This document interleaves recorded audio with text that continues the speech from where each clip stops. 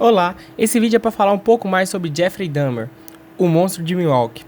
Esse vídeo ele contém relatos de crimes reais, com vítimas reais. Nada aqui é para glorificar assassinos ou transformar dor em espetáculo. A ideia é entender quem foi Jeffrey Dahmer, como ele conseguiu agir por tantos anos, quais falhas permitiram isso e por que ele não pode ser tratado como um personagem interessante ou romantizado. Jeffrey Lionel Dahmer não nasceu como um monstro. Ele nasceu em 21 de maio de 1960 em Milwaukee, filho de Lionel, estudante de química, e Joyce, uma mulher com histórico de problemas emocionais, uso pesado de medicamentos e conflitos constantes dentro de casa. Por fora, a imagem da família americana comum. Por dentro, um ambiente instável, brigas, afastamentos, dois adultos ocupados demais com as próprias guerras para perceber o que acontecia com o filho. Desde cedo, Dahmer desenvolve um comportamento que hoje soa como um enorme alarme ignorado. Ele se interessa por animais mortos. Não é curiosidade infantil passageira. Ele recolhe carcaças na estrada, corta ossos, abre, observa. Em uma cena que depois ganha peso simbólico, o pai encontra o filho mexendo em restos de animais e, em vez de se assustar, acaba incentivando, achando que aquilo poderia ser científico, algo ligado à própria área de química. Sem saber, ele legitima uma fascinação que nunca foi inocente. Na escola, Jeffrey é um garoto quieto, deslocado, bebendo cedo demais para a idade. Ao mesmo tempo, começa a perceber sua atração por homens, mas isso se mistura com vergonha, isolamento, culpa. As fantasias sexuais não envolvem conexão, envolvem controle. Corpos imóveis, gente que não vai embora, gente que não tem escolha. Em um episódio pouco conhecido, fora dos materiais mais aprofundados, Dahmer vê um corredor que considera atraente e passa dias planejando atacá-lo com um taco de beisebol, emboscando o rapaz numa estrada próxima. No dia planejado, a vítima não aparece. Jeffrey volta para casa sem agir, mas o limite mental já tinha sido rompido. Ele já tinha se visto como alguém capaz de premeditar um ataque assim. Em 1978, os pais se separam de vez. Lionel sai de casa, Joyce vai embora levando o irmão mais novo, Jeffrey com 18 anos e afundado em álcool, fica sozinho na casa da família. E é nesse cenário que aparece Steven Hicks. Hicks tinha 18 anos, pegando carona depois de um show. Dahmer oferece carona, cerveja, conversa. Eles passam algumas horas ouvindo música, bebendo. Quando Hicks diz que quer ir embora, Dahmer entra em pânico com a ideia de perder aquele corpo, aquela situação sob controle. Pega um halter, acerta Hicks pelas costas. Depois o estrangula. Esse é o primeiro assassinato. Depois, Dahmer desmembra o corpo, esmaga ossos, tenta dissolver partes, espalha os restos. Anos mais tarde, ele vai dizer que ali sentiu que tinha cruzado um ponto sem volta. Entendeu na prática que significava transformar alguém em objeto. Ao contrário do que muita gente imagina, ele não entra no ritmo contínuo logo depois. Vem uma fase caótica, faculdade abandonada, alcoolismo, alistamento no exército. Ele serve como auxiliar médico na Alemanha entre 1979 e 1981. Depois que ele é preso e exposto como serial killer, esses colegas de alojamento relatam terem sido dopados e abusados por ele na época. E autoridades chegam a reavaliar casos na região para verificar possível ligação. Nunca houve provas conclusivas de homicídios ligados a ele. Os relatos reforçam o padrão: sedar, dominar, usar o corpo alheio sem consentimento. Dahmer é dispensado do exército oficialmente por problemas com álcool. De volta aos Estados Unidos, acumula pequenos delitos: indecência pública, comportamento desordeiro, acusações ligadas a atos sexuais em público. Nada disso isolado. Faz o sistema tratá-lo como um predador em potencial. Ele passa mais como um desajustado alcoólatra que sempre recebe mais uma chance. O pai, tentando salvá-lo, envia Jeffrey para morar com a avó, em West Allis. A ideia: uma casa tranquila, uma idosa religiosa, um ambiente do bem. O que acontece é ao contrário. A casa da avó vira laboratório. Dahmer começa a frequentar bares gays, bibliotecas, saunas. Ele rouba um manequim masculino de uma loja, leva para o quarto e usa como substituto. Um corpo imóvel, disponível, que não fala, não reage, não rejeita. Quando a avó descobre o manequim escondido no armário e exige que ele jogue fora, Dahmer perde esse objeto perfeito e volta a girar em torno da mesma fantasia de posse absoluta, agora sem nada que faça barreira entre fantasia e realidade. Ele passa a frequentar balneários gays com regularidade. A certa altura, começa a dopar parceiros com comprimidos misturados na bebida, esperando que a paguem para poder usá-los enquanto estão inconscientes. O comportamento se torna tão frequente que a administração de um dos bait houses decide expulsá-lo. A queixa de homens acordando sem lembrar do que aconteceu. Um deles em estado grave. Em 1986, Dahmer é oficialmente banido de um desses locais, acusado de drogar frequentadores. A polícia é informada, mas nada sério acontece com ele. Mais um alerta ignorado. Pouco depois, Dahmer leu um jornal sobre o funeral de um jovem e tem a ideia de desenterrar o corpo para levá-lo para casa. Ele chega a ir ao cemitério à noite, começa a cavar, mas desiste porque a terra está dura. Isso mostra até onde a fantasia já tinha chegado. Mesmo antes de estabelecer a rotina de assassinatos em série, ele já buscava formas de obter um corpo totalmente passivo. Na casa da avó, ele levar homens para o porão, em alguns casos, encontros consensuais, em outros, dopagem, estrangulamento, experimentos com partes do corpo. Ele começa a guardar crânios, tenta limpar ossos, observar como esconder melhor o cheiro. Quando a avó reclama, ele inventa desculpas, carne estragada, animal morto, problema de encanamento. Por cima, ainda consegue fazer o papel de neto que ajuda nas tarefas e acompanha missas. A vida dupla está consolidada. Em 1987, em um quarto de hotel, Dahmer mata Steven Tuomi. Afirma depois não lembrar do momento exato do assassinato, dizendo que acordou e o encontrou morto. Leva o corpo numa mala até o porão da avó, desmembra, dispensa. A partir daí, os intervalos em crimes diminuem. Ele começa a atender o processo. Começa a dopar, como matar, como se livrar de restos, como preservar o que guardar. Em 1988, ele é condenado por abusar sexualmente de um garoto de 13 anos, Kayson Cinta Sonfone. Recebe uma pena extremamente branda, cumpre cerca de 10 meses e volta à rua com um histórico que, se tivesse sido levado a sério, poderia ter encerrado a história ali. Um homem adulto, branco, com registro de dopar e abusar um menino asiático.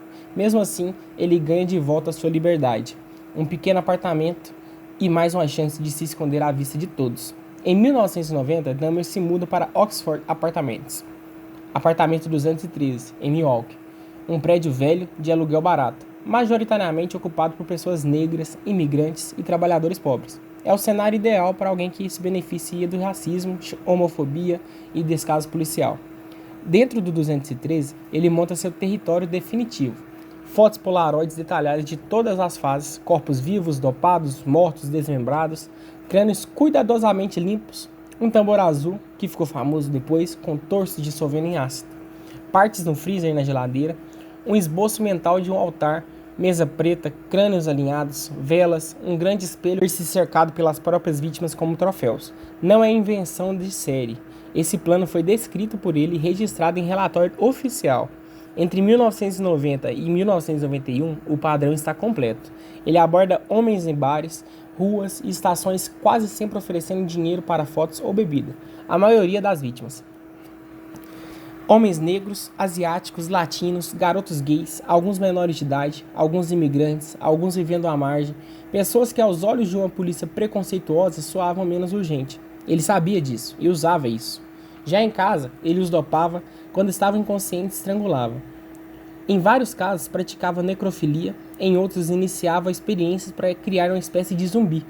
Perfurava o crânio e injetava ácido ou água fervente no cérebro, tentando destruir a vontade consciente da pessoa, mas manter o corpo vivo e submisso.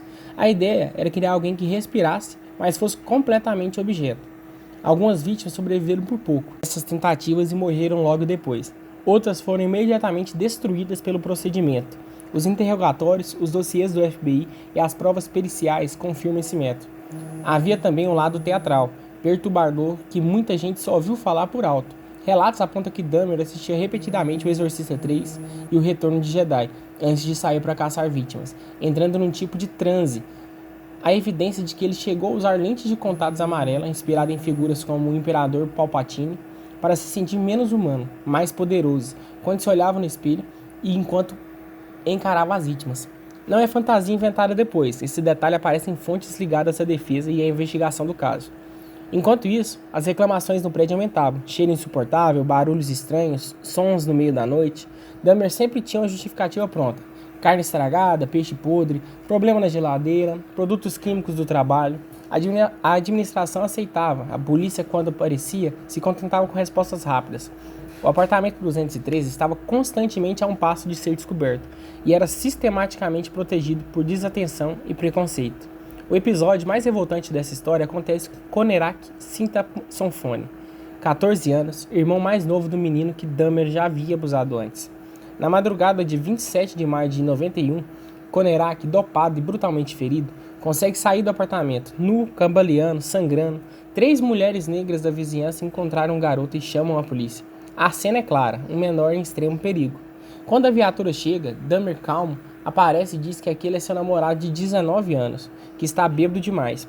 As testemunhas insistem. Ele parece menor, não fala inglês direito, está machucado. Os policiais ignoram. Não checam o documento, não pesquisam o histórico criminal de Dahmer, não examinam o apartamento com atenção, não estranham o cheiro. Eles escoltam o Konerak de volta até o 213, entregam o garoto de volta ao assassino, fazem piadas homofóbicas no rádio e vão embora. Dentro do apartamento, Dahmer mata Konerak assim que a porta se fecha.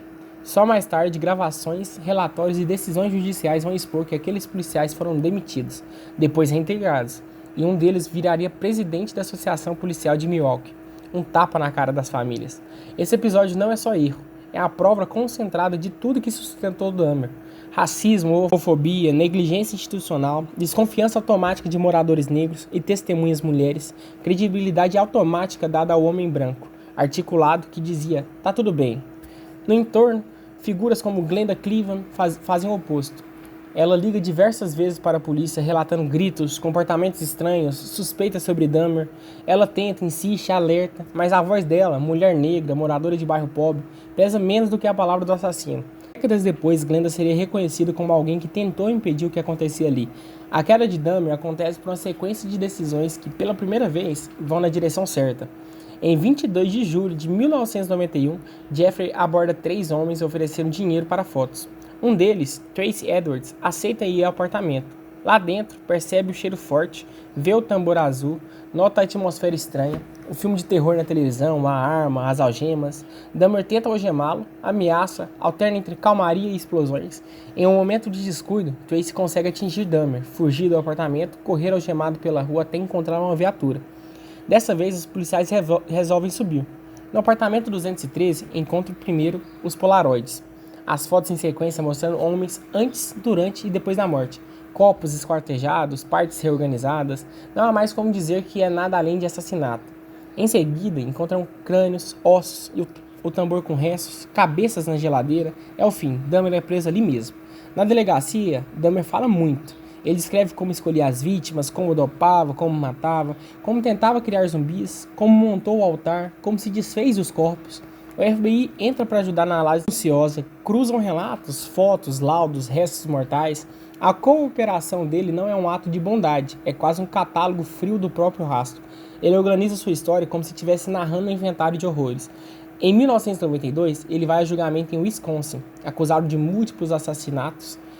A defesa tenta alegar insanidade. Peritos descrevem transtornos de personalidade, parafilias, necrofilia, mas a questão central é, ele sabia o que fazia?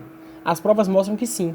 Ele escolhia vítimas específicas, evitava evidências, adaptava métodos para reduzir riscos, manipulava a polícia, mentia com calma, calculava. O júri conclui que ele é culpado e legalmente responsável.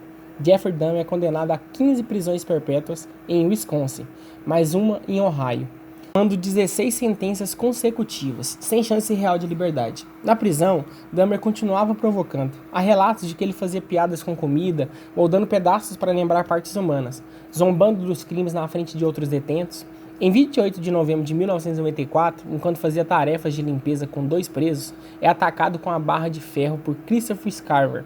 É espancado até a morte. Aos 34 anos, o corpo de Dahmer cai, mas o nome dele continua circulando como produto, feitiço, série, fantasia. E é aqui que entra uma parte que muita gente prefere ignorar.